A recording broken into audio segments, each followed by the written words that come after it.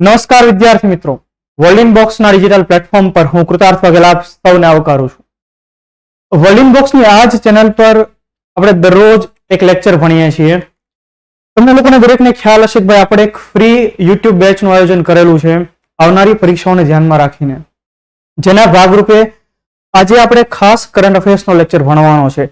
April માસમાં બનેલી કેટલીક મહત્વની ઘટનાઓ કે જેમાંથી આપણી પરીક્ષામાં સવાલ પૂછાય એ બધા મુદ્દાઓ આપણે અહીંયા ધ્યાને લેવાના છીએ.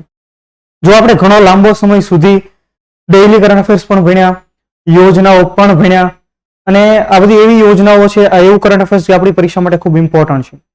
તો આજે આ લેક્ચરમાં આપણે એપ્રિલ માસનું કરંટ અફેર્સ ધ્યાને લેવાના છીએ યુટ્યુબ પરની જે ફ્રી બેચ છે એ બેચના ભાગરૂપે, અને જે આવનારી પરીક્ષા માટે તમને ખૂબ મદદરૂપ થશે. જો ખાસ આ ફ્રી બેચનો ઉદ્દેશ્ય જ એવો રહેલો છે કે ભાઈ જે દૂર દરાજના વિસ્તારમાં રહેનારા વિદ્યાર્થીઓ છે કે જે શહેરો સુધી નથી પહોંચી શકતા, એમને એક સારો ક્વોલિટી કન્ટેન્ટ મળે. તો આપણે લેક્ચરની શરૂઆત કરીએ, વધારે સમય પસાર ન કરીએ. સૌથી પહેલો મુદ્દો, ભારતમાં એપલનો પહેલો રિટેલ સ્ટોર મુંબઈ ખાતે લોન્ચ કરવામાં આવ્યો, મુંબઈ ખાતે શરૂ કરવામાં આવ્યો. તો આપણને તરત પ્રશ્ન થાય કે એપલના સ્ટોર તો ભારતભરમાં છે જ, અમે એપલની પ્રોડક્ટ ત્યાંથી ખરીદીએ છીએ, આઈફોન, આઈપેડ વગેરે ખરીદીએ છીએ. તો એ જે હોય એ પ્રકારે તમે અહીંયા એપલ સ્ટોર ઉપર જે જાઓ, અહીંયા શું લખ્યું હશે? એપલ રીસેલર એવું લખેલું હશે. એટલે કે એપલની પ્રોડક્ટ એ લોકો વેચે જ છે, આપણા બધા શહેરોમાં છે જ, પણ એ એપલની પ્રોડક્ટને રીસેલ કરનારા લોકો રીસેલર છે, એક પ્રકારે ડીલર છે, ડિસ્ટ્રીબ્યુટર છે. પણ એવો સ્ટોર કે જે પોતે એપલ કંપની દ્વારા હેન્ડલ થશે, એવો પહેલો સ્ટોર બોમ્બે ખાતે શરૂ કરવામાં આવ્યો, એનું ઉદ્ઘાટન કરવામાં આવ્યું, અને જેના ઉદ્ઘાટન પ્રસંગે એપલ કંપનીના CEO ટીમ કુક સાહેબ પોતે પણ હાજરી આપી. તો અહીંયાથી સવાલ નીકળે, કમ્પ્યુટરના ભાગરૂપે પણ નીકળે. આ સવાલ અગાઉની પરીક્ષાની અંદર પૂછાયેલો પણ છે કે ભાઈ એપલ કંપનીની સ્થાપના કોણે કોણે કરેલી? તો એ સવાલ એવો હતો કે એપલ કંપનીની સ્થાપનામાં નીચેનામાંથી કોનો સમાવેશ થતો નથી? બરાબર. તો આપણને તરત યાદ આવે એપલ કે જે આઈપેડ બનાવે છે, આઈફોન બનાવે છે. સ્ટીવ જોબ, સ્ટીવ વોઝનિયાક અને રોનાલ્ડ વાયન, આ ત્રણ લોકો દ્વારા એપલ કંપનીની સ્થાપના કરવામાં આવેલી, જ્યારે ટીમ કુક એના અત્યારના CEO છે, અને એક ચોથો ઓપ્શન ટીમ કુક પણ હતો. તો બોમ્બે ખાતે એપલ કંપનીનો પહેલો રિટેલ સ્ટોર શરૂ કરવામાં આવ્યો. આપણે પહેલાનો ફોટો જોઈએ, તમે જોઈ રહ્યા છો, અને અહીંયા તમને દેખાય છે એપલના CEO ટીમ કુક. હવે કઈ જગ્યાએ બનાવવામાં આવેલો છે ખાસ? તો એપલ BKC એટલે શું? એટલે કે બાંદ્રા કુર્લા કોમ્પ્લેક્સ, જે Jio world drive mall Bombay ખાતે આવેલો છે. 20,000 સ્ક્વેર ફૂટની અંદર આખો એપલનો સ્ટોર રહેશે. 42 લાખ જેટલું એનું પ્રતિ માસનું ભાડું રહેલું છે. અને આ સ્ટોરની કેટલીક આ પ્રકારના એપલ સ્ટોર બનાવવા માટેની, એ શરૂ કરવા માટેની પણ એપલની કેટલીક કન્ડિશન હોય છે કે આજુબાજુમાં એપલની જેટલી પણ એવી કોમ્પિટિટિવ બીજી અન્ય કંપનીઓ છે એની કોઈ શોપ નહીં હોઈ શકે, એની એડવર્ટાઇઝ પણ ન કરી શકાય, એવી ઘણી બધી કન્ડિશનો છે. એ કન્ડિશન ફૂલફિલ થયા પછી આ પ્રકારના સ્ટોર બનતા હોય છે. હાલ સુધીમાં ભારતમાં 2 એપલ સ્ટોર કાર્યરત થયા. પહેલો બોમ્બે ખાતે અને બીજો નવી દિલ્હી ખાતે. નવી દિલ્હીના સાકેતની અંદર બીજો એપલ સ્ટોર બન્યો. પહેલો એપલ સ્ટોર 2001 આજુબાજુ અમેરિકામાં બનેલો. એ સિવાય દુનિયાભરની અંદર 500 જેટલા એના અલગ અલગ સ્ટોર આવેલા છે કે જેને ડાયરેક્ટ કોણ હેન્ડલ કરે છે? Apple company. બરાબર. અને આપણે તો એપલના દીવાના થઈ જતા હોઈએ છીએ, આઈફોનના દીવાના થઈ જતા હોઈએ છીએ. તો ભારતમાં તેનો પ્રથમ સત્તાવાર રિટેલ સ્ટોર એપલ BKC એટલે Bandra Kurla complex, Jio world drive mall Bandra Kurla complex Bombay ખાતે, જેના ઉદ્ઘાટન પ્રસંગે એપલના CEO ટીમ કુકે હાજરી આપેલી. રાષ્ટ્રીય રાજધાની દિલ્હીના સાકેતમાં બીજા એપલ રિટેલ સ્ટોરનું પણ ભવ્ય ઉદ્ઘાટન કરવામાં આવ્યું. એ સિવાય ટીમ કુક વડાપ્રધાન નરેન્દ્ર મોદીને પણ મળ્યા હતા. તો હાલમાં દેશભરની અંદર 2 એપલ રિટેલ સ્ટોર, એક બોમ્બેમાં અને બીજો એક નવી દિલ્હીમાં. કેમ આપણે યાદ રાખી શકીએ? તો સિમ્પલ, આવી રીતે અહીંયા આપણે નકશો યાદ રાખી લેવાનો. અહીંયા એક મુંબઈ અને અહીંયા દિલ્હી, તરત આપણને યાદ રહી જશે. બરાબર. અને અહીંયા લખી નાખવાનું એપલ. ત્યાર પછી આપણે આગળ વધીએ. યસ, જો અહીંયા સાથે તમારે એક બીજો ફેક્ચ્યુઅલ ડિટેલ લખ્યું હોય તો પણ આપણે લખી શકાય કે એપલ કંપનીની સ્થાપના કરનાર મુખ્ય વ્યક્તિઓ, તો એક છે સ્ટીવ જોબ, ત્યાર પછી સ્ટીવ વોઝનિયાક,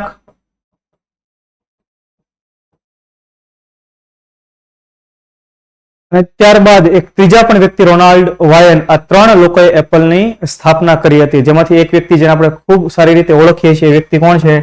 સ્ટીવ જોબ. વોલ્ટર આઇઝેકસન નામના એક વ્યક્તિએ સ્ટીવ જોબ્સની ઓટોબાયોગ્રાફી પણ લખેલી છે.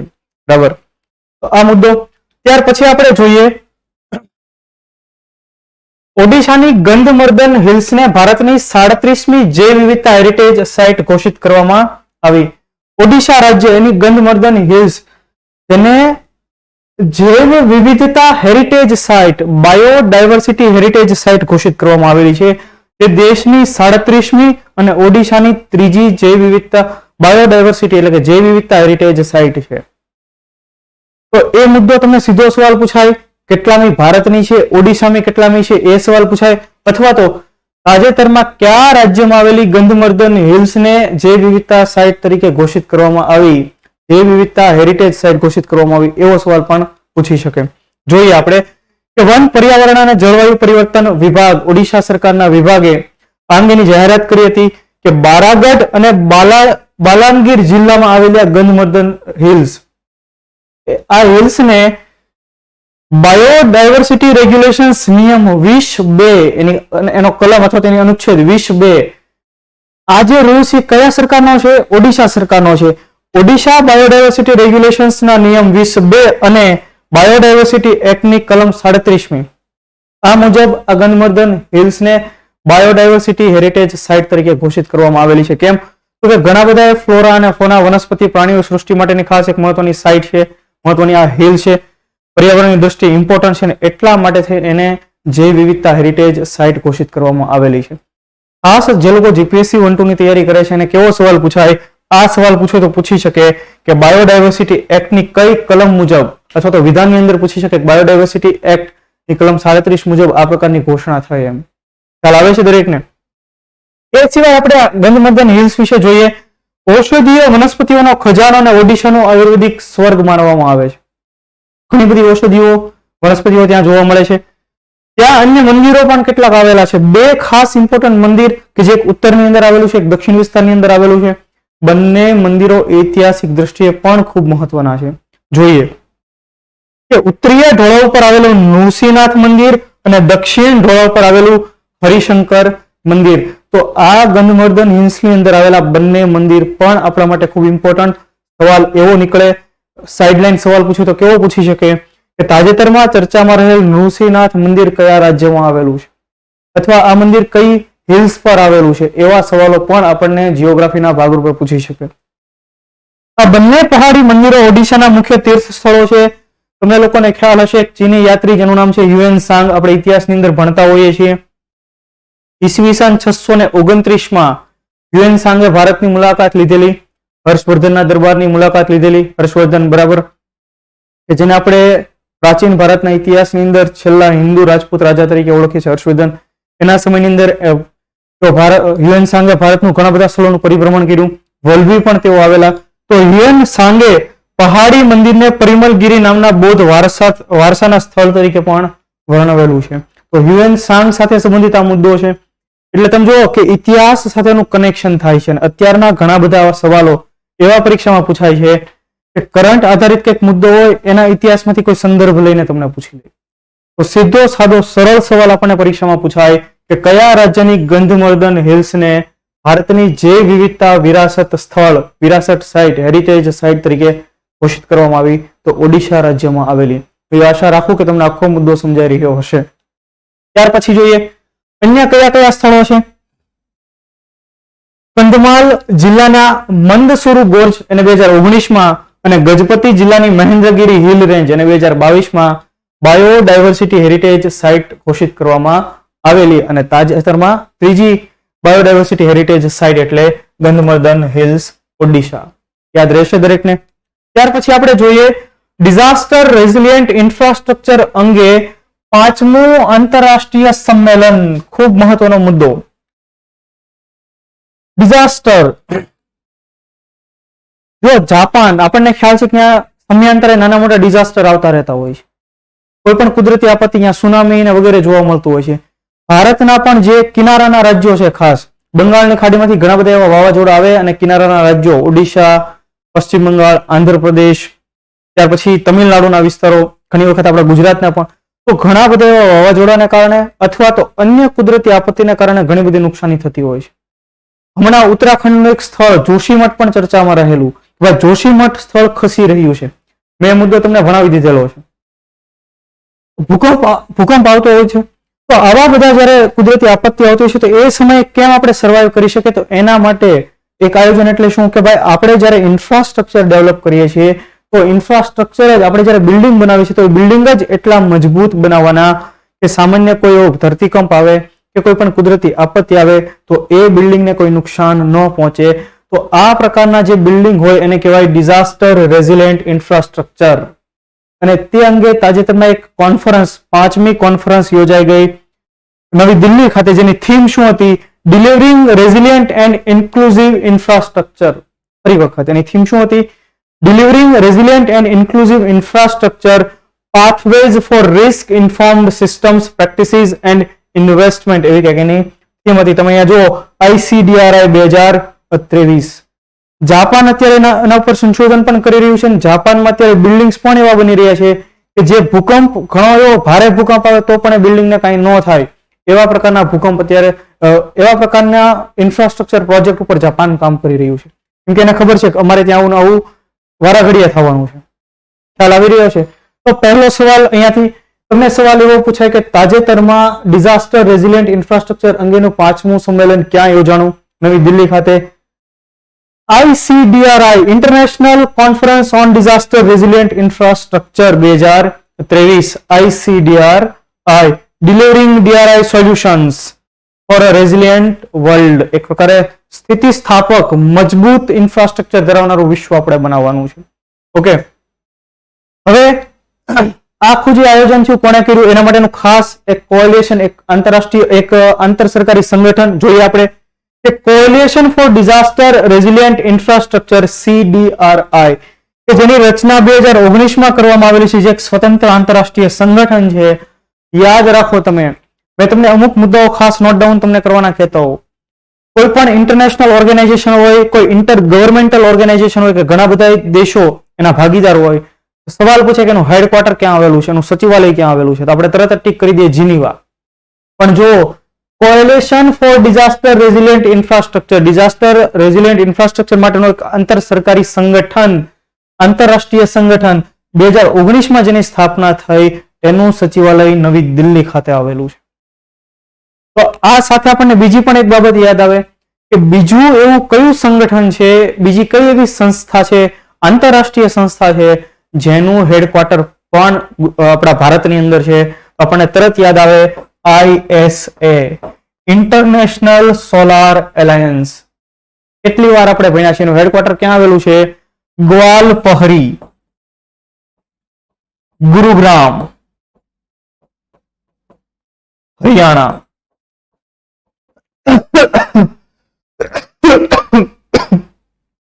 ગ્વાલપહરી, ગુરુગ્રામ, હરિયાણા, ત્યાં ઇન્ટરનેશનલ સોલાર એલાયન્સ નું વડુમથક આવેલું છે. આ ઇન્ટરનેશનલ સોલાર એલાયન્સ જેની સ્થાપના ભારત અને ફ્રાન્સના પ્રયત્નોથી થયેલી છે. વડાપ્રધાન નરેન્દ્ર મોદી અને ફ્રાન્સના તત્કાલીન વડા ફ્રેન્કોઇસ ઓલાન્દે આ બંને પ્રયત્ન કર્યો, એના કારણે ખાસ ISA ની સ્થાપના થઈ. તો ISA ગુરુગ્રામ, હરિયાણા, ગ્વાલપહરી અને કોએલિશન ફોર ડિઝાસ્ટર રેઝિલિયન્ટ ઇન્ફ્રાસ્ટ્રક્ચર એનું સચિવાલય પણ ક્યાં? ન્યૂ દિલ્હી ખાતે. તો ભારતની અંદર બે ઇમ્પોર્ટન્ટ સંસ્થાનો વડા મથક. ઇન્ટરનેશનલ સોલાર એલાયન્સ બાદ ભારતની બીજી સૌથી મોટી વૈશ્વિક પહેલ છે ભાઈ CDRI. ભારતને ખબર છે ભાઈ આ પ્રકારના આપણે ઇન્ફ્રાસ્ટ્રક્ચર ડેવલપ કરવા પડશે. આ સંસ્થાની 2019માં સ્થાપના થઈ. આ ઓર્ગેનાઇઝેશન 2019માં બન્યું. 31 સભ્ય દેશો, 6 ઇન્ટરનેશનલ ઓર્ગેનાઇઝેશન, બીજા કેટલાક ખાનગી અલગ અલગ કંપનીઓ પણ અત્યારે એના ભાગીદાર બની ચૂકેલા છે, એના સભ્ય બની ચૂકેલા છે. આ આપણા માટે ખૂબ ઇમ્પોર્ટન્ટ. ત્યાર પછી આપણે જોઈએ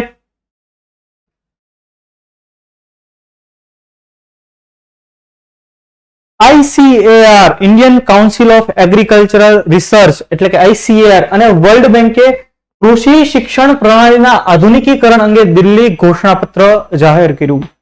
સીધો સવાલ એવો નીકળે કે તાજેતરમાં ચર્ચામાં રહેલ દિલ્હી ઘોષણાપત્ર શું છે, એવો સવાલ નીકળે. તો પહેલા આપણે આખો મુદ્દો જોઈ લઈએ કે આખો મુદ્દો ખરેખર છે શું, કવિ શું કહેવા માંગે છે. તમને લોકોને ખ્યાલ છે કે ભાઈ નવી શિક્ષણ નીતિ ભારતની અંદર અત્યારે અમલીકરણ થઈ રહ્યું છે. ન્યૂ એજ્યુકેશન પોલિસી, એની જે આખી થીમ છે એ પણ પરીક્ષાની અંદર પૂછાઈ જાય છે. બરાબર. આ એજ્યુકેશન પોલિસી જે છે, નવી શિક્ષણ નીતિ છે, એમાં ઉલ્લેખ કરવામાં આવેલો છે કે ભારતની અંદર એગ્રીકલ્ચર એજ્યુકેશનમાં પણ ફેરફાર કરવામાં આવે, કૃષિ સંબંધિત શિક્ષણમાં પણ ફેરફાર કરવો જોઈએ. જો ભારત કૃષિ પ્રધાન દેશ છે, ભલે આપણે 21મી સદીમાં જીવીએ, ટેકનોલોજીના યુગમાં જીવીએ, છતાં પણ ભારતની 60% વસ્તી હજી ગામડામાં વસે છે અને ભારતનો ઘણી ખરી જે રોજગારી છે એ કોની સાથે સંબંધિત છે? પ્રત્યક્ષ કે પરોક્ષ રીતે કૃષિ સાથે સંબંધિત છે. અને એટલે કૃષિને પણ, એગ્રીકલ્ચરને પણ મોડર્ન બનાવવી એ ખૂબ જરૂરી છે. અને મોડર્ન કઈ રીતે બનશે? તો કે ભાઈ એગ્રીકલ્ચર સંબંધિત જે પણ એજ્યુકેશન સિસ્ટમ છે એમાં આપણે થોડોક ફેરફાર લાવીએ.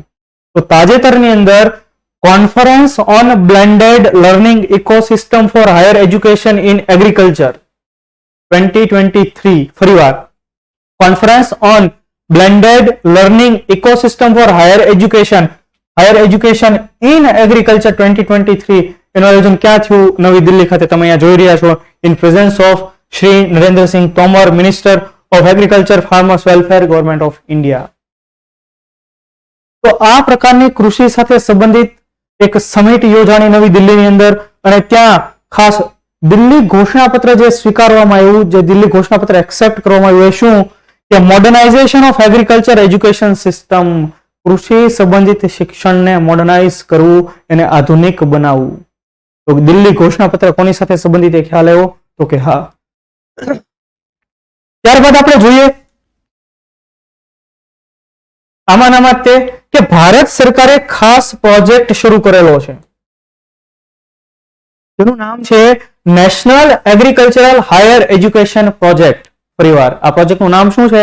National agriculture higher education project. વર્ષ 2018 ની અંદર નેશનલ એગ્રીકલ્ચર એજ્યુકેશન સિસ્ટમને મજબૂત કરવા માટે વર્ષ 2018માં આ પ્રકારનો પ્રોજેક્ટ શરૂ કરવામાં આવ્યો. ભારત સરકાર અને એમાં ભારતને મદદ કરનાર એક આંતરરાષ્ટ્રીય સંસ્થા, એક ઇન્ટરનેશનલ બેંક જેનું નામ છે વર્લ્ડ બેંક, એને આપણને મદદ કરેલી છે. તો ભારત સરકાર અને વર્લ્ડ બેંકે આ પ્રોજેક્ટ ક્યારે શરૂ કર્યો? 2018માં, જેનું નામ હતું national agriculture higher education project. Bharat સરકાર અને વર્લ્ડ બેંક બંને સરખા પૈસા કાઢ્યા, 600 કરોડ રૂપિયા જેટલું ફંડ ફાળવવામાં આવ્યું, જેથી કરીને એગ્રીકલ્ચર સંબંધિત કંઈક શિક્ષણની અંદર ફેરફારો કરી શકાય. તો તમને ખ્યાલ છે કે આ પ્રકારના સવાલ પૂછાય. જો હું તમને સવાલ પણ અહીંયા બનાવી દઉં સાથે, કેવો સવાલ પૂછાય કે નેશનલ જો વિધાનવાળા સવાલો પૂછાતા થયા છે તો આપણે એ જ જોઈએ. સવાલ એવો જ પૂછાય કે NAHEP, તાજેતરમાં ચર્ચામાં રહેલ NAHEP એ શું છે? તો આપણને તરત ખ્યાલ આવે કે શું છે ભાઈ? તો કે એ એગ્રીકલ્ચર સંબંધિત શિક્ષણને આગળ લઈ જવા માટેનો એક પ્રોજેક્ટ છે, નેશનલ એગ્રીકલ્ચર એજ્યુકેશન સિસ્ટમ. બીજું વિધાનની અંદર એવું પૂછી શકે વિધાન સ્વરૂપે કે ભાઈ આ પ્રોજેક્ટ માટે ભારતને કઈ સંસ્થાએ મદદ કરેલી છે? તો સાચું વિધાન બનાવ્યું એવું કે વર્લ્ડ બેંકે મદદ કરી છે, અથવા તો એની બદલે બીજી કોઈ સંસ્થાનું નામ આપી દે એમ કે ભાઈ આ ઇન્સ્ટિટ્યૂટ એની અંદર મદદ કરી રહ્યું છે. ખ્યાલ આવી રહ્યો છે? તો વર્લ્ડ બેંક અને ભારત સરકારની સહાયતાથી એ કાર્યરત પ્રોજેક્ટ 600 કરોડ રૂપિયાની એમાં ખાસ બજેટની ફાળવણી, અને બજેટ માત્ર એકલું વર્લ્ડ બેંકે નથી આપ્યું, ભારત સરકારે પણ એની અંદર પોતાનો ફાળો આપેલો છે. બેની 50-50% પાર્ટનરશિપ. ત્યાર પછી વંચિત ગ્રામીણ યુવાનો માટે કેપ્ટિવ રોજગાર યોજના. તો ઘણા સમયથી ખાસ ભારત સરકાર અત્યારે ગ્રામીણ સ્થળના જે યુવાનો છે, ગ્રામીણ ફિલ્ડના જે ગ્રામીણ એરિયાના જે યુવાનો છે એની રોજગારી માટે કામ કરે છે, અને એ માટેની એક પહેલ જેનું નામ છે કેપ્ટિવ રોજગાર પહેલ. હવે કેપ્ટિવ રોજગાર શું છે એ સમજીએ એ પહેલા આપણે એક યોજના સમજીએ, દીનદયાળ ઉપાધ્યાય ગ્રામીણ કૌશલ્ય યોજના. દીનદયાળ ઉપાધ્યાય ગ્રામીણ કૌશલ્ય યોજના.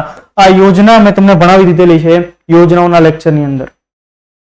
હવે ગ્રામીણ ક્ષેત્રના યુવાનોને રોજગારી આપવા માટે ભારત સરકારની આ ખૂબ મહત્વની પહેલ 2014માં શરૂ કરવામાં આવેલી છે.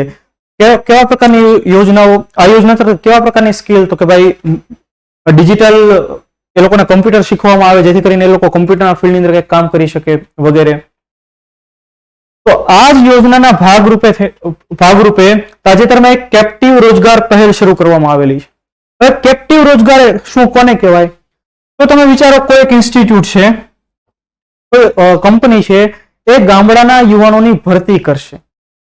હવે ધારો કે જે યુવાનોની ભરતી થઈ છે એને કંપનીમાં કેમ કામ કરવું, શું કામ કરવું એ ખ્યાલ નથી, બટ ઓબ્વિયસ છે ન ખ્યાલ હોય એવું બની શકે. તો આપણને થાય કે કંપની શું કામ ભરતી કરશે? તો સિમ્પલ, સરકાર શું કહે છે? કંપનીઓને કે તમે ગામડાના યુવાનોની ભરતી કરો, એટલે કે રિક્રુટ કરો. પછી તો કે જે યુવાનો ભરતી કર્યા છે એ યુવાનોને તમે ટ્રેનિંગ આપો, તમારે શું કામ કરવાનું છે. તો બીજો ફેઝ એનો ટ્રેનિંગનો, અને પછી તમે એને ડિપ્લોય કરો, પછી તમે એને કામ આપો, એટલે કે ત્રીજો ફેઝ એટલે ડિપ્લોયમેન્ટ. એટલે કે આ પ્રકારનું આખું જે માળખું હોય એને RTD મોડેલ કહેવાય, રિક્રુટ, ટ્રેનિંગ એન્ડ ડિપ્લોય. તો જે ગામડાના યુવાનો છે, ભલે એની પાસે સ્કિલ નથી, એ ભણ્યા ભલે નથી, પણ કંપની એને પેલા રાખી લેશે, પેલા ટ્રેનિંગ આપશે, પેલા રાખી લેશે, પછી ટ્રેનિંગ આપશે અને પછી એને કામ સોંપશે. એટલે આ પ્રકારનું મોડેલ ઉપયોગમાં લેવાનું અને આ પ્રકારે રોજગારી આપવાની, અને એ અંગેની પહેલ એટલે કેપ્ટિવ રોજગાર પહેલ. ફોર એક્ઝામ્પલ ભાઈ, વર્લ્ડિંગ બોક્સની અંદર કોઈને કામ કરવું છે લેખક તરીકે, પણ નથી અમને અંદાજ કે કઈ રીતે કામ કરવું, તો વર્લ્ડિંગ બોક્સ પહેલા એને હાયર કરશે, પછી કઈ રીતે કન્ટેન્ટ લખવો એ શીખવાડશે, અને પછી એમને લખવા માટે આપશે કામ, કે ભાઈ આ પ્રકારનો તમારે કન્ટેન્ટ લખવાનો છે. તો એ જે મોડેલ એને કહેવાય RTD મોડેલ, રિક્રુટ, ટ્રેન અને ડિપ્લોયમેન્ટ મોડેલ. આ અંતર્ગત ટ્રેનિંગ વગેરે લેતા હોય તો ત્યારે પગાર મળશે, તો કે આ 100% પગાર મળવા પાત્ર થશે. જો કેપ્ટિવ રોજગાર માટે લઘુત્તમ અવધિ અને કેટલું વેતન, તો કે 6 મહિના માટે ઓછામાં ઓછા 70% ટ્રેન ઉમેદવારોને રોજગારી આપવાની, અને 6 મહિનાથી ઓછી અવધિનો કોઈ કોર્સ હોય, 6 મહિનાથી ઓછા સમયનો કોર્સ છે તો એના માટે 10,000 રૂપિયા, અને 6 મંથથી વધુ સમયનો કોર્સ હોય તેના માટે 12,000 રૂપિયા જેટલી સેલેરી પણ મળવા પાત્ર થશે. તો ખાસ ગ્રામીણ યુવાનો માટેની કેપ્ટિવ રોજગાર પહેલ ખૂબ ઇમ્પોર્ટન્ટ છે. પરીક્ષામાં સીધો સવાલ પૂછાય. હવે તમને કેપ્ટિવ રોજગાર કોને કહેવાય એ પણ તમને ખબર પડી ગઈ હોવી જોઈએ, બરાબર. કેપ્ટિવ એમ્પ્લોયમેન્ટ શું એ પણ તમને ખબર પડી ગઈ હોવી જોઈએ. કયા મોડેલ ઉપર કામ કરે છે, તો કે RTD મોડેલ ઉપર કામ કરે છે. ત્યાર પછી શ્રી કષ્ટભંજન દેવની 54 ફૂટ ઊંચી પ્રતિમા કિંગ ઓફ સાળંગપુરનું અનાવરણ કેન્દ્રીય ગૃહમંત્રી અને સહકારિતા મંત્રી શ્રી અમિત શાહે બોટાદ ખાતે આવેલા સાળંગપુર ધામ ત્યાં હાજરી આપી અને હનુમાન દાદાની, શ્રી હનુમાનજીની પંચ ધાતુની બનેલી 54 ફૂટ જેટલી ઊંચી પ્રતિમાનું એમણે અનાવરણ કર્યું હતું. જોઈએ આ મુદ્દો સવાલ પૂછાય. જો ઘણી બધી પ્રતિમાઓના અનાવરણ થયા છે તો એ તમને કોષ્ટક સ્વરૂપે પૂછવું હોય તો પૂછી શકે કે ક્યાં કઈ મૂર્તિ આવેલી છે. કોષ્ટક સ્વરૂપે પૂછવું હોય તો સવાલ નીકળે, બરાબર. જોડકા વાળો સવાલ અહીંયાથી બને. અને હવે સવાલો એવા આવવા માંડ્યા છે. તો બોટાદ જિલ્લાના સાળંગપુર ખાતે 4 કરોડના ખર્ચે નિર્મિત 54 ફૂટ ઊંચી મૂર્તિ જેનું નામ છે કિંગ ઓફ સાળંગપુર, એને કિંગ ઓફ સાળંગપુરની એક પ્રકારે ઉપમા આપવામાં આવેલી છે, બરાબર. તેનું અનાવરણ કર્યું હતું કેન્દ્રીય ગૃહમંત્રી અમિત શાહે. આ મૂર્તિ ક્યાં બનાવવામાં આવેલી છે? હરિયાણાના માનેસરમાં બનાવવામાં આવેલી છે. પંચ ધાતુની બનેલી છે. ખાસ જો અહીંયા લખેલું છે પંચ ધાતુમાંથી બનાવેલી મૂર્તિ, અને એને દક્ષિણ મુખ તરફ એને રાખીને એને અનાવરણ કરવામાં આવ્યું છે, એને સ્થાપિત કરવામાં આવેલી છે. આ સાથે અમિત શાહે એક ભોજનાલયનું પણ ઉદ્ઘાટન કર્યું હતું. ગુજરાતના સૌથી મોટા હાઈટેક કષ્ટભંજન દેવ ભોજનાલય, કે જ્યાં 8 થી 10,000 કે એનાથી પણ વધુ લોકો ભોજન લઈ શકે એટલા મોટા ભોજનાલયનું પણ એમણે ઉદ્ઘાટન કર્યું હતું. આ જે ડિઝાઇન છે કોણે બનાવેલી છે? તો કે પ્રકાશભાઈ ગજ્જર અને રાજેશભાઈ પટેલની ડિઝાઇન બનાવેલી છે, અને ભારતીય રોમન શૈલીની અંદર આ આખું ભોજનાલય તૈયાર કરવામાં આવેલું છે. તો સાળંગપુર ધામ સૌ આપણે જાણતા હોઈએ છીએ, મુલાકાત વગેરે લીધેલી હોય છે. તો એ સંબંધિત આ કરંટનો મુદ્દો છે, અને જેનું અનાવરણ, આ મૂર્તિનું અનાવરણ કરવા માટે કેન્દ્રીય ગૃહમંત્રી પોતે હાજરી આપે છે. એટલે આપણી પરીક્ષાની દ્રષ્ટિએ આ મુદ્દો ખૂબ મહત્વનો. ત્યાર પછી જોઈએ, મુખ્યમંત્રીએ સમાજના છાયડા પુસ્તકનું વિમોચન કર્યું. ભૂપેન્દ્ર સાહેબે 23મી એપ્રિલ, આપણને સૌને ખ્યાલ છે 23મી એપ્રિલ આપણે કયા દિવસ તરીકે સેલિબ્રેટ કરીએ છીએ? વિશ્વ પુસ્તક દિવસ. અને આપણને બધાને ખ્યાલ છે કે ભાઈ એક પુસ્તક, એક શિક્ષણ જ એ વસ્તુ છે કે જે દુનિયા બદલવાની તાકાત રાખે છે. એક કલમ અને એક કિતાબમાં એટલી એક તાકાત છે, એક એવું હથિયાર છે કે જેનાથી વિશ્વ બદલી શકાય છે. મલાલા યુસુફઝઈનું કદાચ આ વિધાન છે, બરાબર. તો 23મી એપ્રિલ આપણે કયા દિવસ તરીકે ઉજવીએ છીએ? વિશ્વ પુસ્તક દિવસ, વર્લ્ડ બુક ડે. અને આપણે તો તૈયારી કરનારા લોકો છીએ. આપણી જુવાનીના ઘણા બધા વર્ષો આપણે પુસ્તકોની સાથે જ પસાર કરી દેતા હોઈએ છીએ. તો 23મી એપ્રિલ સાથે 22મી એપ્રિલ પણ આપણને ખ્યાલ હોવો જોઈએ કયો દિવસ છે? વિશ્વ પૃથ્વી દિવસ, વર્લ્ડ અર્થ ડે 22nd એપ્રિલ. અને ત્યાર પછી આ 23મી એપ્રિલ વિશ્વ પુસ્તક દિવસ, અને 24મી એપ્રિલ પંચાયતી રાજ દિવસ, બરાબર. તો અમદાવાદમાં મુખ્યમંત્રી ભૂપેન્દ્ર પટેલ સાહેબે એક સિનિયર પત્રકાર છે જેનું નામ છે રમેશ તન્ના, રમેશ તન્ના જે સિનિયર પત્રકાર છે એમણે એક સરસ મજાનું પુસ્તક લખ્યું અને એ પુસ્તક જેનું નામ છે સમાજના છાંયડા. અને આ પુસ્તકમાં એમણે જે સમાજનો એક એવો વર્ગ જેમ કે તમે જો કંડક્ટર, પછી પ્રકૃતિ પ્રેમીઓ, સોશિયલ વર્કર, કે એમણે સમાજ પ્રત્યે શું કામગીરીઓ કરેલી છે, એમની જે આખી જીવનશૈલીઓ હોય એ સંબંધિત છણાવટો કરી, એ સંબંધિત બધા મુદ્દાઓ આલેખ્યા અને આ પુસ્તકનું વિમોચન મુખ્યમંત્રી સાહેબ પોતે કર્યું. તો અહીંયાથી આ સવાલ પરીક્ષામાં નીકળે. દિવસો સંબંધિત સવાલ પૂછે. બીજો સવાલ કેવો પૂછાય કે સમાજના છાંયડા નામના પુસ્તકના લેખકનું નામ જણાવો. એ છે પત્રકાર રમેશ તન્ના. જો સમાજમાં હકારાત્મકતા ફેલાવતા બસ કંડક્ટર, પ્રકૃતિ પ્રેમીઓ અને સામાજિક કાર્યકરોની સેવાકીય પ્રવૃત્તિનું વર્ણન કરતું આ પુસ્તક છે. સોશિયલ સર્વિસ સંબંધિત પુસ્તક છે. એનું વિમોચન કર્યું મુખ્યમંત્રી ભૂપેન્દ્ર પટેલ સાહેબ. હું એવી આશા રાખું કે તમને દરેક મુદ્દાઓ સમજાઈ રહ્યા હશે. ત્યાર પછી આપણે જોઈએ વડોદરા જિલ્લાના ચાણસદમાં નારાયણ સરોવરનું મુખ્યમંત્રી ભૂપેન્દ્ર પટેલના હસ્તે લોકાર્પણ. ચાણસદ યાદ આવે તરત આપણને યાદ આવે પ્રમુખ સ્વામી મહારાજ કે જેમણે એક મહત્વની સંસ્થા ખૂબ આગળ વધારી, BAPS બોચાસણ વાસી અક્ષર પુરુષોત્તમ સ્વામિનારાયણ સંસ્થા. તો બ્રહ્મ સ્વરૂપ પ્રમુખ સ્વામી મહારાજનું જન્મસ્થળ વડોદરા જિલ્લાનું ચાણસદ અને ત્યાં ખાસ નારાયણ સરોવરનું મુખ્યમંત્રી સાહેબે લોકાર્પણ કર્યું હતું. ગુજરાત પ્રવાસ નિગમ લિમિટેડ તથા BAPS સ્વામિનારાયણ સંસ્થાના સહયોગથી આ સરોવરનું નિર્માણ કરવામાં આવ્યું છે અને એ સરોવરનું લોકાર્પણ મુખ્યમંત્રી સાહેબે કર્યું. ખૂબ નાના વન લાઇનર મુદ્દાઓ છે પણ તમને સીધો સવાલ અહીંયાથી પૂછાય. ત્યાર પછી એપ્રિલ માસનું અંતિમ અઠવાડિયું સ્વાગત સપ્તાહ તરીકે ઉજવાયું. સ્વાગત નહીં કરોગે હમારા, સ્વાગત સપ્તાહ. હવે એપ્રિલ એનું છેલ્લું અઠવાડિયું સ્વાગત સપ્તાહ તરીકે સેલિબ્રેટ કરવામાં આવ્યું. તો ખરેખર એ પાછળનો મર્મ શું રહેલો છે? તો એ પાછળનો મર્મ રહેલો છે 2003 તરફ આપણે જવું પડશે.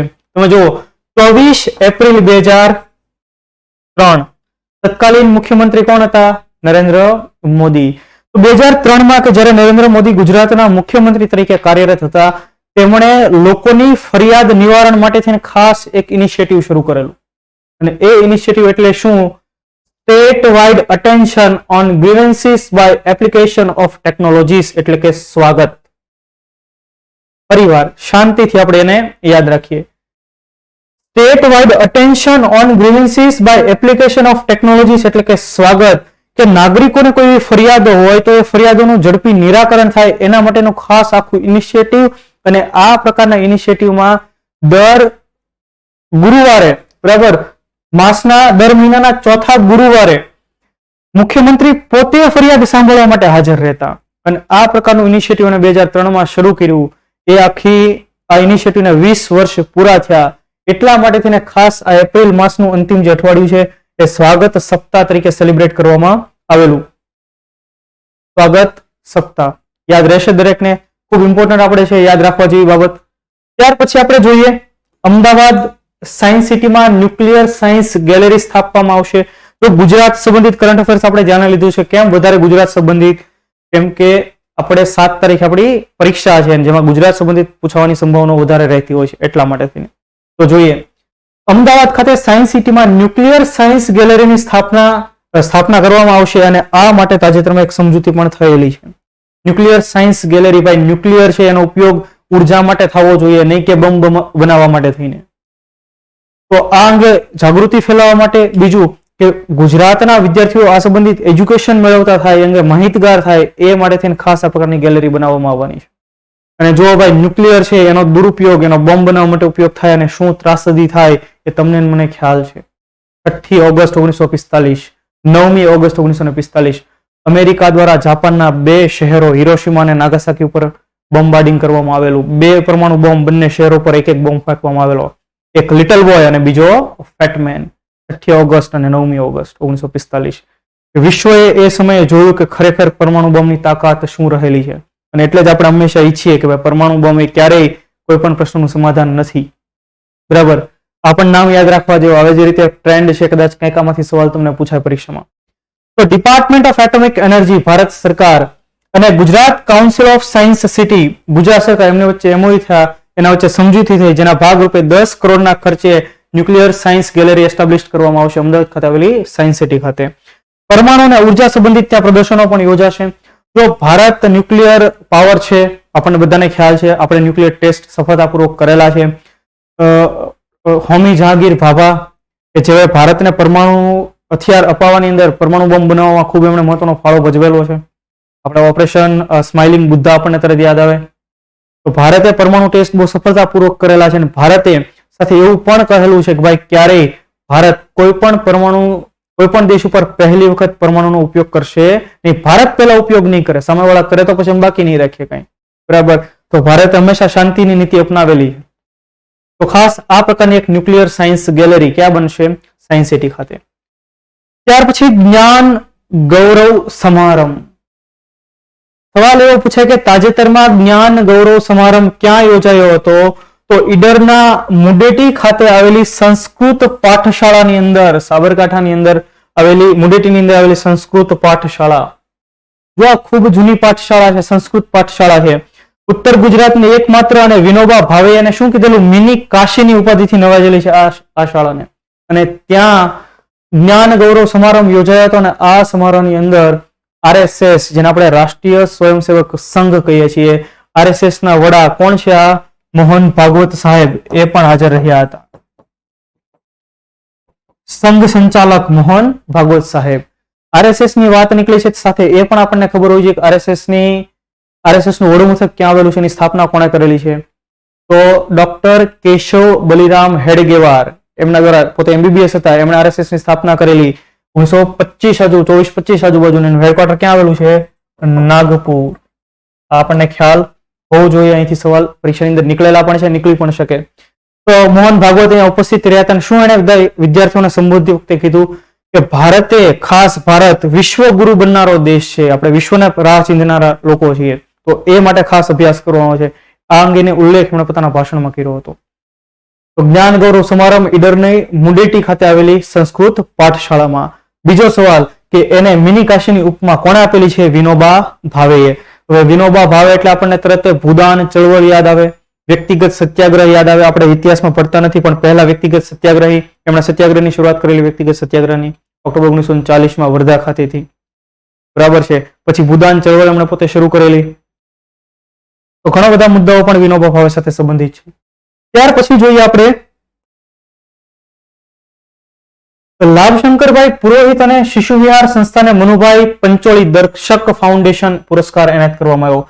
મનુભાઈ પંચોળી દર્શક ફાઉન્ડેશન વર્ષ 2022 નો સાહિત્ય એવોર્ડ, તો કે વિવેચન ક્ષેત્રે વિશિષ્ટ પ્રદાન બદલ લાભશંકરભાઈ પુરોહિતને, અને બીજું શિક્ષણ માટે 9 દાયકાથી કામ કરનારી ભાવનગરની સંસ્થા જેનું નામ છે શિશુ વિહાર. એટલે અમને ખાસ ભાવનગરવાસીઓ એના માટે ગૌરવ લે. તો આપણી પરીક્ષાની દ્રષ્ટિએ પણ ઇમ્પોર્ટન્ટ છે. સહેલો સવાલ સીધો પૂછવો તો શું પૂછી લે કે શિશુ વિહાર નામની સંસ્થા કયા જિલ્લામાં, કયા શહેરમાં આવેલી છે? તો ભાવનગરની અંદર. તો શિશુ વિહારને શિક્ષણ માટે થઈ અને ખાસ લાભશંકરભાઈ પુરોહિતની વિવેચન ક્ષેત્ર માટે થઈને આ પ્રકારનો પુરસ્કાર એનાયત કરવામાં આવ્યો. કયો પુરસ્કાર? મનુભાઈ પંચોળી દર્શક ફાઉન્ડેશન પુરસ્કાર. ત્યાર પછી આપણે જોઈએ બ્રિટન બન્યું CPTPP નું સદસ્ય. બ્રિટન. હવે આપણને તરત પ્રશ્ન થાય કે આ CPTPP શું છે અને બ્રિટન એનું સભ્ય બન્યું નથી, એને શું ફાયદો થશે? તો આપણને લોકોને ખ્યાલ છે કે 2018 દરમિયાન આપણે એક મુદ્દો ધ્યાનમાં આવેલો, જેને આપણે કહીએ છીએ બ્રેક્ઝિટ. ખૂબ ચર્ચામાં પણ રહેલો કે બ્રેક્ઝિટ એટલે શું? તો કે Britain exit from European union. European union કે ઘણા બધા યુરોપના દેશોનો એક સમૂહ છે, એમાંથી બ્રિટને એક્ઝિટ લઈ લીધી, એમાંથી બ્રિટન બહાર થઈ ગયું. આખી જે ઇવેન્ટ છે એને બ્રેક્ઝિટ કહેવામાં આવે છે. તો યુરોપિયન યુનિયનમાંથી બહાર નીકળ્યા બાદ બ્રિટને કોઈ એક વ્યાપારી સંધિ કરી હોય, કોઈ એક વ્યાપારી સંધિનો ભાગ બન્યો હોય, એવી આ મહત્વની ઘટના છે કે યુનાઇટેડ કિંગડમે comprehensive and progressive agreement for trans Pacific partnership પર હસ્તાક્ષર કર્યા અને આ પ્રકાર આજે CPTPP છે એમાં સામેલ થનારો પ્રથમ યુરોપિયન દેશ બન્યો છે. તો તરત પ્રશ્ન થાય કે આ પ્રકારના પાર્ટનરશિપથી યુરોપને, બ્રિટનને શું ફાયદો થશે? તો કે આ એક પ્રકારનો ટ્રેડ સંબંધિત એગ્રીમેન્ટ છે, ટ્રેડ સંબંધિત બાબતો છે, એનાથી બ્રિટનને વ્યાપારની અંદર ઘણી સરળતા થશે. જોઈએ આપણે આખી ડિટેલ એના વિશે જોઈએ કે comprehensive and progressive agreement for trans Pacific partnership 8 March 2018 Chile નામનો દેશ દક્ષિણ અમેરિકા ખંડમાં આવેલો દેશ ચીલી અને એનું શહેર સેન્ટિયાગો. આ સેન્ટિયાગો શહેરમાં મળેલી મીટિંગની અંદર ઘણા બધા દેશોના વડાઓ હાજર રહ્યા અને ત્યાં આ પ્રકારની ટ્રીટી સાઇન કરવામાં આવેલી. તેનું નામ છે comprehensive and progressive agreement for trans Pacific partnership. કયા 11 દેશો છે? તો કે Australia, Brunei, Canada, Chile, Japan, Malaysia, Mexico, Peru, New Zealand, Singapore, Vietnam વગેરે. અને આ બધા દેશો વચ્ચે થયેલી એક સંધિ, એક જે ટ્રીટી છે, કેવી ટ્રીટી છે? તો કે ફ્રી ટ્રેડ એગ્રીમેન્ટ છે, મુક્ત વ્યાપાર સમજૂતી છે. મુક્ત વ્યાપાર સમજૂતી કોને કહેવાય? કે એકબીજા દેશોની વસ્તુઓ એકબીજાના દેશમાં ખૂબ સરળતાથી વ્યાપાર માટે આવી શકશે. એના પર બહુ હેવી કોઈ ચાર્જીસ નહીં હોય, કોઈ બહુ કસ્ટમ ડ્યુટી વગેરે હોય એવી બધી ડ્યુટી નહીં હોય, સરળતાથી વસ્તુઓનું વેચાણ થઈ શકે. ઇન શોર્ટ, એકબીજાના દેશોના માર્કેટ ખુલ્લા કરી દીધા કે ભાઈ તમારી વસ્તુ અહીંયા તમે તમારી વસ્તુઓ બનાવીને અહીંયા વેચજો, અમારી વસ્તુ ત્યાં તમે વેચવા માટે અમે તમને મોકલશું. એ પ્રકારની આખી ટ્રીટી. અને એમાં હવે સહયોગી કોણ બન્યું છે? બ્રિટન. બ્રિટન પણ એનો સભ્ય બની ગયું છે. અને આ પ્રકારની ટ્રીટીમાં ભાગ લેનારો બ્રિટન પહેલો યુરોપિયન દેશ બન્યો. બરાબર છે, યાદ રહેશે. મૂળ બિઝનેસની વાત છે. ભારત આનો સભ્ય છે તો કે નહીં? ભારત CPTPP માં સામેલ થયું નથી. ભારત એમાં હજી સામેલ નથી થયું. આ મુદ્દો આપણને પરીક્ષાની અંદર પૂછાય. હવે આશા રાખું કે તમને આ બધા મુદ્દાઓ વ્યવસ્થિત રીતે સમજાઈ રહ્યા હશે. ત્યાર પછી જોઈએ આપણે CR રાવને સ્ટેટિસ્ટિક્સમાં 2023 નો આંતરરાષ્ટ્રીય પુરસ્કાર. CR રાવ કોણ છે? તો કે એનું પૂરું નામ કલ્યાણપુરી રાધાકૃષ્ણ રાવ. 102 વર્ષની એમની ઉંમર છે. 1920 માં એમનો જન્મ થયેલો છે. આ ચાલે છે 2023. 102 વર્ષની ઉંમરે પણ અડીખમ અત્યારે કામ કરી રહ્યા છે. જોઈએ ડિટેલ આપણી કે ભારતીય અમેરિકી ગણિતજ્ઞ છે, આંકડા શાસ્ત્રી છે, કલ્યાણપુરી રાધાકૃષ્ણ રાવ એટલે કે CR રાવ. આંકડા શાસ્ત્રમાં 2023 ના આંતરરાષ્ટ્રીય પુરસ્કાર અને એ માટે એમની પસંદગી કરવામાં આવી છે. સ્ટેટિસ્ટિક્સ સંબંધિત આ ખૂબ ઇમ્પોર્ટન્ટ એવોર્ડ છે, ખૂબ ઇમ્પોર્ટન્ટ પુરસ્કાર છે. નોબેલ એનાથી સહેજ એના લેવલનો પુરસ્કાર ગણી શકાય. એ પુરસ્કાર એ CR રાવ સાહેબને એનાયત કરવામાં આવ્યો છે. 2023 જુલાઈ 2023 કેનેડાના ઓટોવાની અંદર આખો સમારોહ યોજાશે. ત્યારે અત્યારે તેના નામની ઘોષણા થઈ છે. ત્યારે આખા પુરસ્કાર યોજાશે અને $80,000 જે કાંઈ રકમ છે એ ઇનામી રાશિ મળશે. એ બધી ઇવેન્ટ જુલાઈ 2023 માં યોજાશે. પણ નામની ઘોષણા થઈ ગઈ છે CR રાવ. જોઈએ આપણે એની થોડીક ડિટેલ. CR રાવ એમનો ફોટો પણ પહેલા જોઈ લઈએ. અહીંયા તમે જોઈ લો એમનો ફોટો. સપ્ટેમ્બર 1920 માં કર્ણાટકના હુવનના હદગલીમાં એમનો જન્મ. ઇન્ડિયન સ્ટેટિસ્ટિકલ ઇન્સ્ટિટ્યૂટમાં 40 વર્ષો સુધી એમણે કામ કર્યું. ઇન્ડિયન સ્ટેટિસ્ટિકલ ઇન્સ્ટિટ્યૂટ ISI 40 વર્ષ સુધી એમણે સેવા આપી. ત્યાર પછી તે અમેરિકા જતા રહ્યા અને અમેરિકાની પેન્સિલ્વેનિયા યુનિવર્સિટી, બીજી અમુક યુનિવર્સિટી, એમાં પણ 25 વર્ષ સુધી એમણે સેવા આપેલી છે. તમે વિચારો, એને BSc MSc મેથેમેટિક્સ ની અંદર ખાસ અભ્યાસ કરેલો છે, PhD નો અભ્યાસ કરેલો છે. ખૂબ બહોળી શિક્ષણ ક્ષેત્રે એમની કારકિર્દી. તો જોઈએ આપણે કે યુનિવર્સિટી ઓફ પિટ્સબર્ગ અને પેન્સિલ્વેનિયા સ્ટેટ યુનિવર્સિટીમાં 25 વર્ષ સુધી સેવા. તો ભારતમાં 40 વર્ષની સેવા પછી પાછી 25 વર્ષ સેવાને ક્યાં કરી? અમેરિકાની અંદર. બરાબર. યુનિવર્સિટી ઓફ પિટ્સબર્ગ અને Pennsylvania state university. Indian econometric society અને ઇન્ડિયન સોસાયટી ફોર મેડિકલ સ્ટેટિસ્ટિક્સના સંસ્થાપક રહી ચૂકેલા છે. 102 વર્ષની એમની એજ. સુદીર્ઘ કારકિર્દી. એ માટે એમને સ્ટેટિસ્ટિક્સની અંદર આંતરરાષ્ટ્રીય એવોર્ડ, કયો એવોર્ડ? ખાસ આંકડા શાસ્ત્ર માટેનો 2023 નો આંતરરાષ્ટ્રીય પુરસ્કાર. International statistical institute world statistical congress એ યોજાશે જુલાઈ 2023 માં. ત્યાં એનાયત કરવામાં આવશે. ત્યાર પછી આપણે જોઈએ એને મળેલા પુરસ્કારો. 68 ની અંદર પદ્મભૂષણ અને 2001 માં પદ્મ વિભૂષણ, અને કદાચ એવું બને કે આવનારા સમયની અંદર એને ભારત રત્ન પણ મળે. ત્યારબાદ આપણે જોઈએ પ્રથમ આંતરરાષ્ટ્રીય ક્વોન્ટમ કમ્યુનિકેશન કોન્ક્લેવનું નવી દિલ્હીમાં આયોજન. ક્વોન્ટમ કમ્યુનિકેશન, જો આપણને ખ્યાલ છે ભાઈ, કમ્પ્યુટર સૌથી ઝડપી કમ્પ્યુટર આપણે સુપર કમ્પ્યુટર કહીએ, પણ એનાથી સુપર કમ્પ્યુટરથી પણ ઝડપી એને કહેવાય ક્વોન્ટમ કમ્પ્યુટરો. તમે થોડા વર્ષો સમય પહેલા છાપામાં વાંચ્યું તો ભાઈ ગૂગલે ક્વોન્ટમ સુપ્રીમસી હાંસલ કરી લીધી. એવો હેડિંગ જ આ પ્રકારનું હતું. ક્વોન્ટમ કમ્પ્યુટર એક ફિઝિક્સનો આખો કન્સેપ્ટ છે. સિમ્પલ એટલું સમજી લો કે કમ્યુનિકેશન ખૂબ ઝડપી થઈ શકે એ માટેનું એક પ્રકારનું ફિઝિક્સ એટલે ક્વોન્ટમ કમ્યુનિકેશન. બરાબર. અને એ અંગેનું એક સંમેલન તાજેતરમાં ક્યાં યોજાણું? તો એ અંગેનું એક ઇન્ટરનેશનલ એ અંગેનું એક કોન્ક્લેવ નવી દિલ્હીમાં યોજાણું. જોઈએ આપણે ડિટેલ. વિજ્ઞાન ભવન નવી દિલ્હી.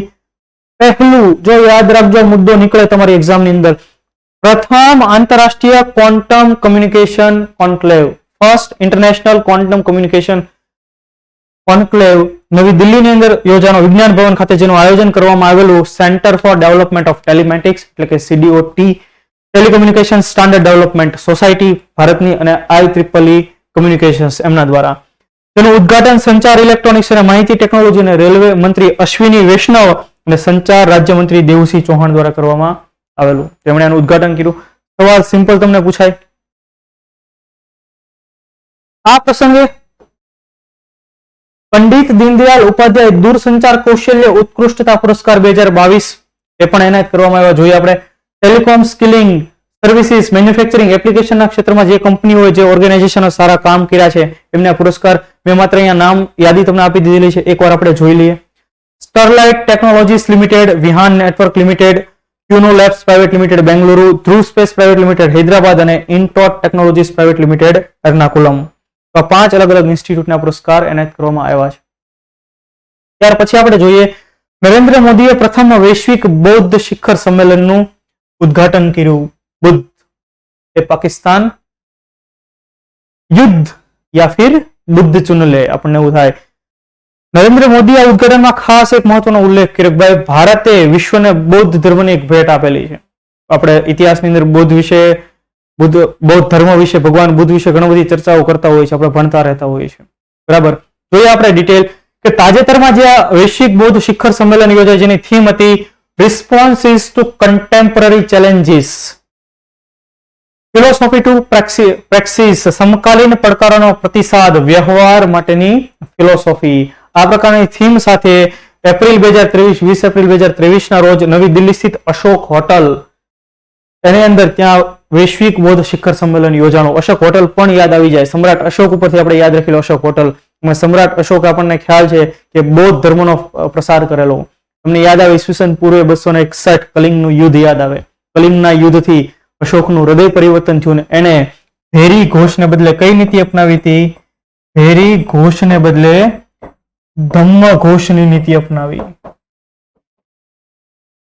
આ સવાલ GPSC માં પૂછાયેલો છે, તો એ અશોક ઉપરથી યાદ રાખી લે કે બૌદ્ધ શિખર સંમેલન ક્યાં? અશોક હોટલ નવી દિલ્હીની અંદર. એના પુત્ર મહેન્દ્ર અને પુત્રી સંઘમિત્રાને પણ શ્રીલંકા મોકલ્યા હતા. શ્રીલંકા એટલે તે સમયનું શિલોન તરીકે ઓળખાતું, બૌદ્ધ ધર્મના પ્રસાર માટે. અલગ અલગ શિલાલેખો કોતરાવાના, એની અંદર તેના 14 મુખ્ય બૃહદ શિલાલેખો છે. મને શું કીધું કે આપણે હિંસા ન કરવી જોઈએ, પશુ હત્યા ઉપર એને પ્રતિબંધ મૂકી દીધો હતો. ખ્યાલ આવે છે? આપણે ઇતિહાસમાં વધારે નથી પડતા. તો વડાપ્રધાન નરેન્દ્ર મોદી પ્રથમ વૈશ્વિક બૌદ્ધ શિખર સંમેલનનું ઉદ્ઘાટન કર્યું. આયોજન કોણે કર્યું હતું? ઇન્ટરનેશનલ બુદ્ધિસ્ટ કોન્ફેડરેશનની સાથેની ભાગીદારીમાં ભારતના સંસ્કૃતિ મંત્રાલયે આનું આયોજન કરેલું હતું. યાદ રાખો, ઇન્ટરનેશનલ બુદ્ધિસ્ટ કોન્ફેડરેશન એ પણ એનું એક સચિવાલય પણ ક્યાં આવેલું છે? નવી દિલ્હી ખાતે આવેલું છે. ડન. ત્યાર પછી આ સંમેલન જે યોજાણું, બુદ્ધિસ્ટ સંમેલન યોજાણું, એની સબ થીમ કઈ કઈ હતી એ પણ જોઈ લઈએ. પેટા વિષયો કયા કયા હતા? બુદ્ધ ધમ અને શાંતિ. બુદ્ધ ધમ પર્યાવરણીય સંકટ, સ્વાસ્થ્ય અને સ્થિરતા. નાલંદા બૌદ્ધ પરંપરાનું સંરક્ષણ. બુદ્ધ ધમ તીર્થયાત્રા, લિવિંગ હેરિટેજ અને બુદ્ધ અવશેષ. દક્ષિણ પૂર્વ અને પૂર્વી એશિયાના દેશો માટે ભારતના સદીઓ જૂના સાંસ્કૃતિક સંબંધો માટે એક નમ્ર આધાર. તો આ અલગ અલગ થીમો આધારિત આખું સંમેલન યોજાયું હતું. ત્યાર પછી જાહેર વહીવટમાં ઉત્કૃષ્ટતા બદલ વડાપ્રધાનના પુરસ્કારો એનાયત કરવામાં આવ્યા. પબ્લિક એડમિનિસ્ટ્રેશન એમાં જે પણ લોકોએ સારું કામ કરેલું છે એમને કેટલાક પુરસ્કારો, વડાપ્રધાન પુરસ્કારો જેને આપણે કહેતા હોઈએ છીએ. તો જોઈએ આપણે કે નવી દિલ્હી રાષ્ટ્રીય સિવિલ સેવા દિવસ, આપણને ખ્યાલ છે 21 એપ્રિલ આપણે કયા દિવસ તરીકે ઓળખીએ છીએ? 21 એપ્રિલ સિવિલ સેવા દિવસ તરીકે, civil services day. Sardar Vallabhbhai પટેલે ભારતીય સિવિલ સેવાને શું કહેલું? ભારતની જે સિવિલ સર્વિસીસ છે એ સ્ટીલ ફ્રેમ ઓફ ઇન્ડિયા છે. બરાબર. જેને જૂનું નામ શું હતું? ICS, ઇમ્પિરિયલ સિવિલ સર્વિસીસ હતી. અને અત્યારે એ પરીક્ષા કોણ લે? UPSC, union public service commission. 3 Akhil Bharatiya સેવાઓ, all India services, Indian administrative services, Indian police services અને ઇન્ડિયન ફોરેસ્ટ સર્વિસીસ. આ 3 અખિલ ભારતીય સેવાઓ આ સવાલ પરીક્ષાની અંદર પૂછાયેલો છે. બરાબર. તો નવી દિલ્હી ખાતે રાષ્ટ્રીય સિવિલ સેવા દિવસના દિવસે આ કાર્યક્રમ યોજાણો, જેમાં પીએમ ગતિશક્તિ રાષ્ટ્રીય માસ્ટર પ્લાન પહેલને પણ ઇનોવેશન કેટેગરીમાં કેન્દ્ર સરકાર અંતર્ગત સેન્ટ્રલ અંતર્ગત જાહેર વહીવટમાં ઉત્કૃષ્ટતા પુરસ્કાર આપવામાં આવ્યો. ગતિશક્તિ માસ્ટર પ્લાન શેના માટેનો છે? તો કે લોજિસ્ટિક કોસ્ટ ઘટાડી દેવો, લોજિસ્ટિક એક પ્રકારનો સહયોગ સપોર્ટ જે મળતો હોય, ટ્રાન્સપોર્ટેશન વગેરે થતો હોય એ સમય જે પણ સપોર્ટિવ કામ હોય અને આપણે સામાન્ય રીતે લોજિસ્ટિક કહેતા હોય, પરિવહનની વાત થાય છે. કનેક્ટિવિટી ઝડપથી થાય, કનેક્ટિવિટી વધુ સરળતાથી થાય, તો આ માટેનો ખાસ એક આપણી ઇનિશિયેટિવ, એક આખો યોજના જેને આપણે પીએમ ગતિશક્તિ કહીએ છીએ, ખૂબ ચર્ચામાં રહેલો મુદ્દો છે. તો આ પહેલને ઇનોવેશન કેટેગરી અંતર્ગત ઉત્કૃષ્ટતા પુરસ્કાર. ત્યાર પછી આપણે જોઈએ જમ્મુ કાશ્મીરના મિશન યુથ પહેલ, જમ્મુ કાશ્મીરની એક નવી પહેલ મિશન યુથ પહેલ, એમને પણ પુરસ્કાર આપવામાં આવ્યો ઇનોવેશન કેટેગરીમાં સ્ટેટ અંતર્ગત ઉત્કૃષ્ટતા પુરસ્કાર. શા માટે થઈને? તો કે નવનિયુક્ત કેન્દ્ર શાસિત પ્રદેશમાં યુવાઓને સશક્ત બનાવવાના પ્રયાસોના ભાગરૂપે. ખ્યાલ છે ભાઈ, કાશ્મીરની ખાસ ઘાટી વિસ્તાર છે, યુવાઓ પથ્થરમારીમાં અને પછી મિલિટન્સીના રસ્તે જતા હોય છે, તો એ તરફ ન વળે પણ પોતાની કારકિર્દી સુદીર્ઘ કારકિર્દી બનાવે ને એ માટે થઈને યુવાઓ માટે યુથ પહેલ, મિશન યુથ પહેલ માટે થઈને જમ્મુ કાશ્મીરને પણ આ પુરસ્કાર મળ્યો. રાષ્ટ્રીય કોવિડ-19 રસીકરણ કાર્યક્રમ, આ રસીકરણના વખાણ બિલ ગેટ્સે પણ કર્યા છે. ભાઈ, અમેરિકા કરતા પણ સારી રીતે રસીકરણ ભારતની અંદર થયેલું છે. બરાબર, કોવિશિલ્ડ ને કોવેક્સિન ની બધી રસીઓ આપણે લગાડી છે. તો આપણને તરત સિરમ ઇન્સ્ટિટ્યૂટ યાદ આવે પુણે ખાતે. તો ભારતના આરોગ્ય મંત્રાલયને, કેન્દ્રીય આરોગ્ય મંત્રાલયને રસીકરણ માટેથી ઇનોવેશન કેટેગરીમાં પણ આ પુરસ્કાર એનાયત થયો. જે કોણે સ્વીકાર્યો હતો? આરોગ્ય સચિવ રાજેશ ભૂષણ સાહેબે આ પુરસ્કાર સ્વીકાર્યો હતો. ત્યાર પછી આપણે જોઈએ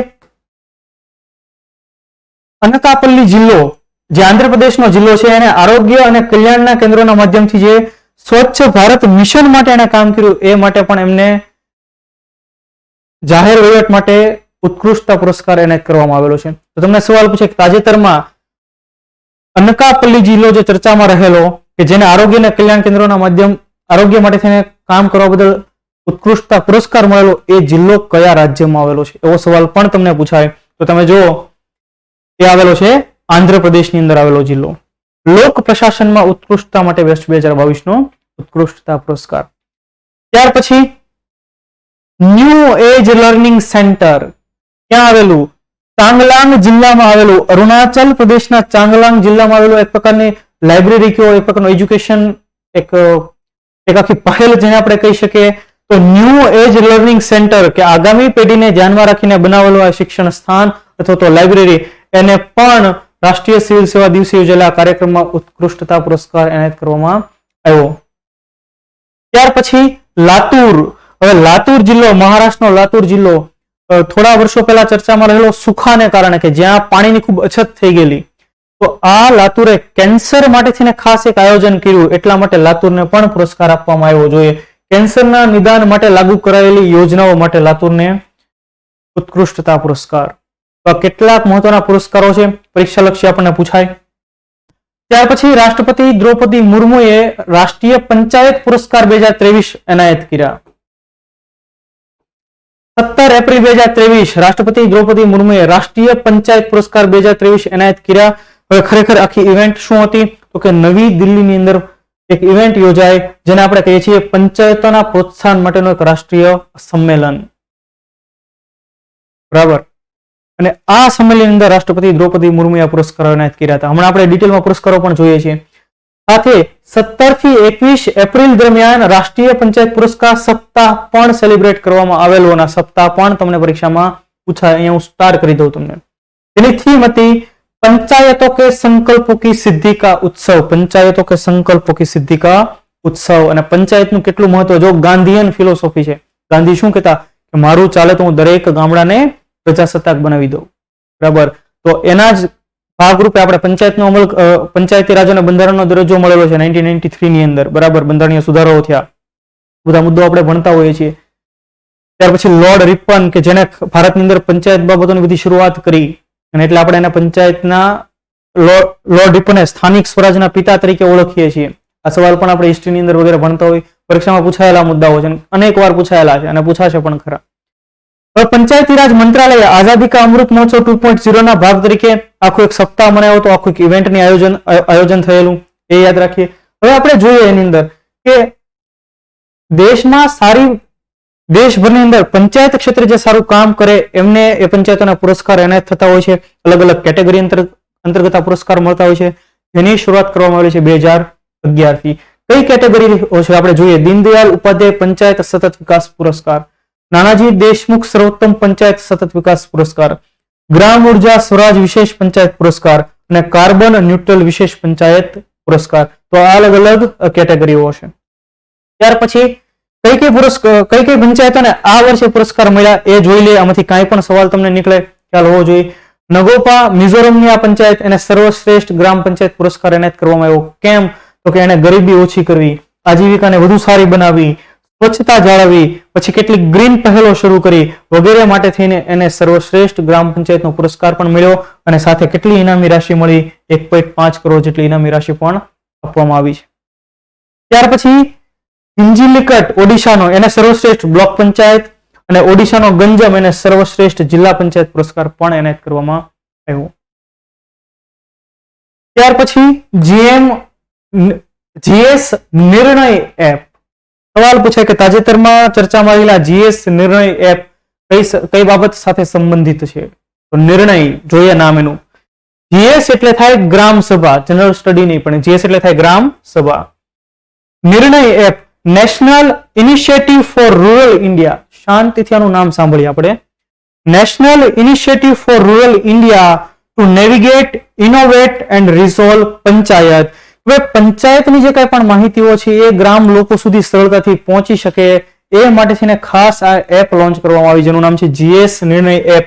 ગ્રામ Sabha national initiative for rural India to navigate, અને નેવિગેટ કરવા, ઇનોવેટ એન્ડ રિઝોલ્વ પંચાયત.